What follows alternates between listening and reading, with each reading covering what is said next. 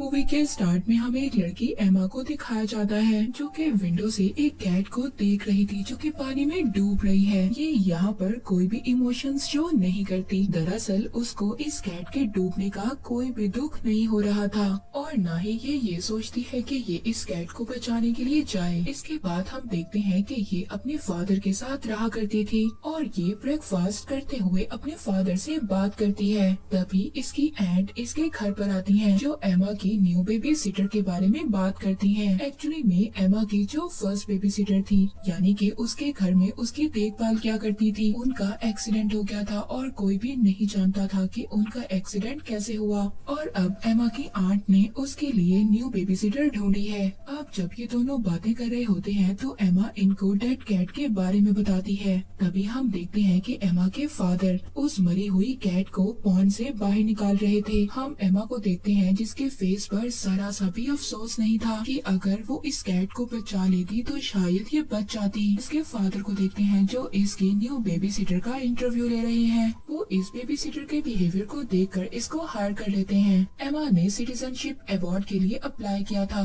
वो चाहती थी कि ये अवार्ड उसी को मिले और तभी हम देखते हैं कि वो स्कूल में सबके साथ बहुत अच्छा बिहेवियर रख रही है। वो कुछ बच्चों के साथ खेल रही होती है तभी एक लड़की इससे टकराती है। एमा उस लड़की को उठाती है। हम एमा को घर में भी देखते हैं जो स्माइलिंग की प्रैक्टिस कर रही थी। अगले दिन अवार्ड मिलने का दिन था। इसके फादर इसको एक अच्छा सा ड्रेस पहनाते हैं और इसको स्कूल की तरफ लेकर जाते हैं। वहाँ पर बहुत सारे पेरेंट्स अवार्ड सेरेमनी में आए हुए थे जहाँ पर टीचर ये अनाउंस करती है कि माइलो ने सिटीजनशिप के अवार्ड को जीता है। वो अपने फादर को ये बता रही थी कि माइलो को ये अवार्ड मिला है और वो इस अवार्ड को डिजर्व भी नहीं करती थी। वो माइलो की इंसल्ट करती है और फिर अपने फादर से अपने इस बिहेवियर के लिए सॉरी भी करती है। फिर एमा माइलो को एक क्लिफ पर लेकर जाती है। फिर कुछ देर के बाद माइलो कहती है कि हमें वापस जाना चाहिए। एमा माइलो के पास जाती है। इसके बाद हमें स्क्रीन ब्लैक दिखाई जाती है। कुछ देर के बाद हम माइलो के पेरेंट्स को देखते हैं। वो एमा के पास आते हैं। क्या तुमने हमारी बेटी माइलो को देखा है? एमा कहती है कि उसने काफी देर से उसको नहीं देखा।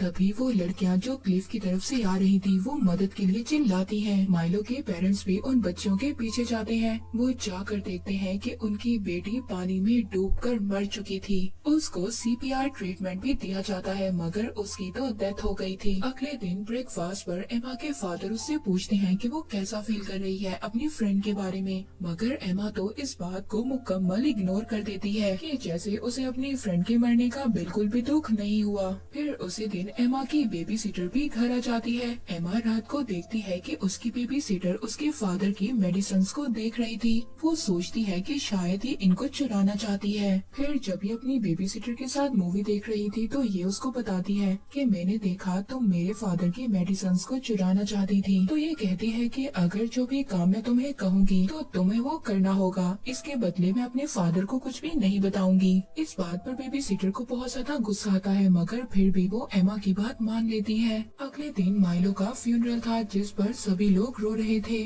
तभी हम एमा को भी देखते हैं जो माइलो के पेरेंट्स के सामने रो रही थी। वो ये प्रिटेंड कर रही थी कि जैसे उनकी बेटी का मरने का दुख इसको बहुत ज्यादा है।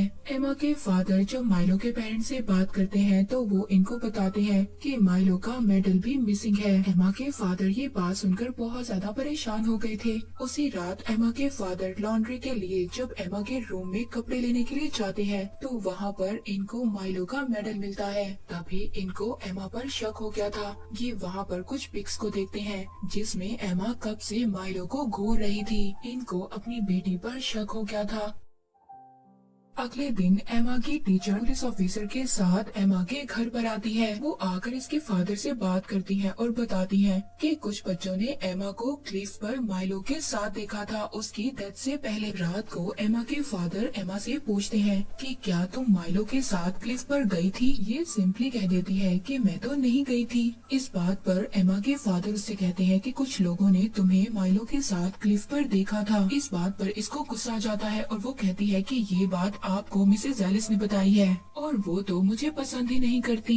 नेक्स्ट डे हम उसी बेबी सिटर को देखते हैं जो एमा के फादर की वर्किंग प्लेस पर जाती है और वहाँ पर सिगरेट पीने की परमिशन मांगती है, जिस पर एमा के फादर उससे कहते हैं कि वो यहाँ पर स्मोकिंग नहीं कर सकती क्योंकि यहाँ पर बहुत सारे केमिकल लिक्विड्स हैं। बाद में यही बेबी सिटर जब एमा के साथ बाहर जाती है ताकि ये दोनों खेल सकें, तभी ये देखते हैं कि घर के बाहर मिसेस एलिस की कार है। बेबी सिटर एमा को बताती है कि इसके खिलाफ एक केस रखा गया है। ये कहा जा रहा है कि जब माइलो की डेथ हुई थी तो क्लिफ पर तुम भी उसके साथ थी। फिर बेबी सिटर एमा को घर के अंदर लेकर जाती है और इसको डराने की कोशिश करती है और बताती है कि अगर तुमने ही ऐसा किया है तो तुम्हें इलेक्ट्रिक चेयर पर बिठाया जाएगा। इस बात पर एमा बहुत ज्यादा डर जाती है, मगर फिर भी वो एडमिट नहीं करती कि उसने कुछ किया है। अगले दिन हम बेबी सिटर को देखते हैं जो पूरे घर में एमा को ढूंढ रही थी। तभी हमें रूफ पर एक वेस्ट को दिखाया जाता है। एमा की टीचर जो कि ड्राइव कर अपने घर जा रही थी, तभी एक वेस्ट इनको डिस्ट्रैक्ट करता है और फिर हम उनकी कार की बैक सीट पर एक वेस्ट नेस्ट देखते हैं जो कि एमा ने ही उनकी कार में रखा था। उसने ये प्लान किया था कि किसी तरह इसकी टीचर की भी डेथ हो जाए एक्सीडेंट से। एमा की बेबी सिटर भी वो मेडल देख लेती है जो कि माइलो का मेडल था और अब वो इस मेडल को ले जाकर एमा के फादर के रूम में लैंप पर लटका देती है ताकि वो पकड़ी जाए। एमा जब अपने फादर के रूम में आती है तो वो फौरन से उस मेडल को अपने पीछे छुपा लेती है। एमा के फादर इस बात को नोटिस कर लेते हैं और फिर वो एमा को बहुत ही प्यार से अपने पास बिठाते हैं और कहते हैं कि बेटा ये मेडल तुम्हारे पास कहाँ से आया। एमा खुद से ये स्टोरी बना देती है कि माइलो ने खुद इसको ये मेडल दिया था। अगले दिन एमा के फादर जब ऑफिस जा रहे होते हैं तो ये रास्ते में थेरेपिस्ट को भी कॉल करते हैं क्योंकि ये चाहते थे कि ये अपनी बेटी को किसी साइकियाट्रिस्ट को दिखाएं। तभी ये रास्ते में देखते हैं कि किसी का एक्सीडेंट हुआ है। दूसरी तरफ हम एमा को देखते हैं जो अपनी बेबी सिटर से पूछ रही थी क्या तुमने लैंप पर ये मेडल रखा था,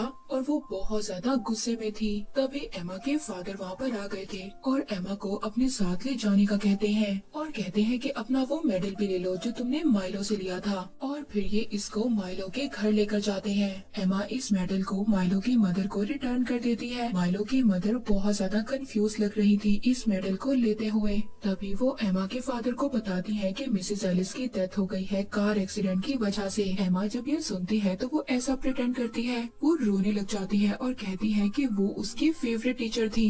अब जब ये अपने फादर के साथ घर वापस आ रही थी तो ये रास्ते में बिल्कुल ही भूल जाती है अपनी टीचर की डेथ के बारे में। वो अपने फादर से कह रही थी कि वो घर जाकर बेबी सिटर के साथ कुकीज को बेक करेगी। इसके फादर इसके इस बिहेवियर पर बहुत ही ज्यादा परेशान और हैरान थे। नेक्स्ट डे हम देखते हैं एमा के फादर जो कि अपनी वर्किंग प्लेस पर काम कर रहे थे। उनकी रूफ पर वेस्ट नेस्ट जो कि पहले था अब वो गायब हो चुका था और अब उनको ये शक हो रहा था कि शायद मिसेस एलिस की डेथ में भी उनकी बेटी का हाथ है। फिर हम एमा के साइकियाट्रिस्ट को देखते हैं जिसकी एमा के साथ फर्स्ट मीटिंग थी। अब वो साइकियाट्रिस्ट एमा के फादर को बताती है कि आपकी बेटी बिल्कुल नॉर्मल बच्चों की तरह है, उसको कोई भी प्रॉब्लम नहीं है, क्योंकि एमा ने इस साइकियाट्रिस्ट को भी अपनी बातों से पागल बना दिया था। नेक्स्ट डे एमा की बेबी सिटर क्लोई उसको जाकर कहती है कि मैं तुम्हारी स्टेप मदर भी बन सकती हूँ क्योंकि तुम्हारे फादर मुझे लाइक करते हैं। इस बात पर एमा को बहुत ज्यादा गुस्सा आ जाता है और वो जाकर अपने फादर से पूछती है कि क्लोई मुझे कह रही है कि वो मेरी स्टेप मदर बनना चाहती है, क्या आप उसको लाइक करते हैं। इस बात पर इसके फादर इसको कोई भी आंसर नहीं करते और वहाँ से चले जाते हैं। तभी हम रात को देखते हैं क्लोए जब टीवी देख रही थी तो उसको आउट हाउस से शोर सुनाई देता है। वो एमा को ढूंढने के लिए घर से बाहर जाती है और बाहर जाकर एक शैडो देखती है। ये फौरन से आउट हाउस में चली जाती है। तभी वहाँ पर आउट हाउस के कोई डोर बंद कर देता है। ये आउट हाउस में फंस चुकी थी और तभी हम देखते हैं कि आउट हाउस में आग लग जाती है। क्लोए जो कि विंडो से देखती है बाहर एमा खड़ी थी और एमा ने ही इस आउट हाउस में आग लगाई थी क्लोए को मारने के लिए। हम क्लोए को देखते हैं जो आग में जलकर वहीं पर मर जाती है। जब ये बात एमा के फादर को पता चलती है तो वो जल्दी से फायर फाइटर को बुलाते हैं। वो आकर जल्दी से आग बुझाते हैं मगर उस वक्त तक क्लोए की डेथ हो गई थी। इसके बाद रात को एमा के फादर उसके रूम में आते हैं और उससे आकर पूछते हैं क्या तुम्ही ने माइलो को हर्ट किया था। वो कहते हैं कि बेटा मैं तुम्हें बचाने के लिए सब कुछ करूँगा मगर तुम्हें मुझे सच सच बताना होगा। इस बात पर एमा अपने फादर को बताती है कि हाँ हाँ, मैंने ही माइलो को नीचे गिराया था। एमा के फादर इससे पहले वाली बेबी सीटर के बारे में भी पूछते हैं, तो वो कहती है कि हाँ, उसने मेरा गुस्से से हाथ पकड़ा था, जिस पर मैंने उसे स्टेयर से धक्का दे दिया। एंड पर उसके फादर उससे क्लोई के बारे में पूछते हैं। अब एमा को और ज्यादा गुस्सा आ गया था। वो गुस्से में चिल्लाती है कि हाँ, उसने मेरी स्टेप मदर बनने की कोशिश की, इस वजह से मैंने उसे भी मार दिया। एमा के फादर को सब कुछ पता चल गया था कि ये सब कुछ उनकी बेटी ने किया है। वो बहुत ज्यादा परेशान हो गए थे कि उनकी छोटी सी बच्ची इतने बड़े बड़े क्राइम्स कर रही है। एमा अपने फादर से कहती है कि वो आइंदा ऐसा कुछ भी नहीं करेगी, मगर उसके फादर अब बहुत ज्यादा डर गए थे। नेक्स्ट डे शेरिफ एमा के फादर को कॉल करता है। वो कहते हैं कि हम एमा से मिलना चाहते हैं, मगर एमा के फादर एक्सक्यूज कर देते हैं कि वो बीमार है। एमा के फादर बहुत ज्यादा डर गए थे कि कहीं उनकी बेटी को पकड़ न ले। इस वजह से वो अपनी बेटी को दूर लेक हाउस पर ले गए थे। हाउसकीपर वहाँ पर इनका वेलकम करता है। इसी दिन शेरिफ दोबारा से एमा के फादर को कॉल करता है और उनको बताता है। वो बताते हैं कि आग खुद ब खुद नहीं लगी थी, बल्कि किसी ने लगाई थी। एमा के फादर ने प्रोटेक्शन के लिए अपने घर में एक गन भी रखी हुई थी और वो ये सोच रहे थे कि वो इस गन का यूज कभी भी कर सकते हैं इस सिचुएशन को खत्म करने के लिए। तभी इसी रात एमा सारे स्टॉक्स को ऑन कर देती है ताकि इसके फादर गैस से मर जाएं। घर के डोर्स को बंद कर देती है और खुद घर से बाहर चली जाती है। तभी एमा के फादर की आंख खुल जाती है। वो जब गैस को सेंस करते हैं, वो फौरन से विंडोज और दरवाजे खोल देते हैं। जब वो अपनी बेटी को बाहर देखते हैं तो वो समझ गए थे कि उनकी बेटी ने ही उन्हें मारने की कोशिश की है। वो अपनी बेटी के पास जाते हैं और उससे पूछते हैं कि तुमने ऐसा क्यों किया। वो गुस्से से कहती है कि अगर आप मर भी जाए तो मेरी आंट बहुत अच्छी है, मैं उनके साथ रह लूंगी। इसके फादर इसको बहुत ही आराम से घर में वापस ले आते हैं और फिर रात को इसको हॉट चॉकलेट में ड्रग्स डाल कर दे देते हैं। नेक्स्ट सीन में देखते हैं कि एमा अपने फादर के सामने खड़ी है जिसके हाथों में गन है। वो अपने हाथों से अपने फादर को शूट करती है, मगर ये बुलेट इसके फादर को नहीं लगती,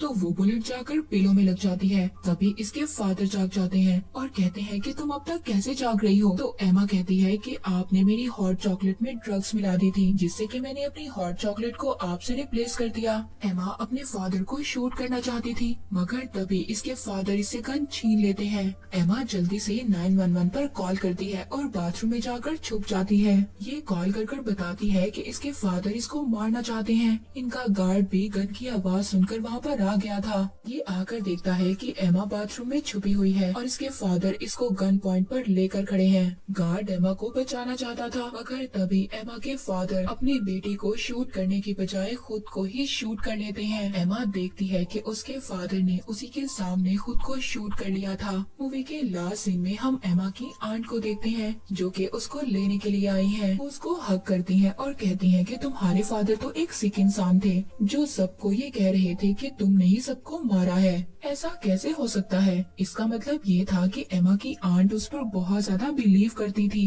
और इसी के साथ ही मूवी यहीं पर एंड हो जाती है।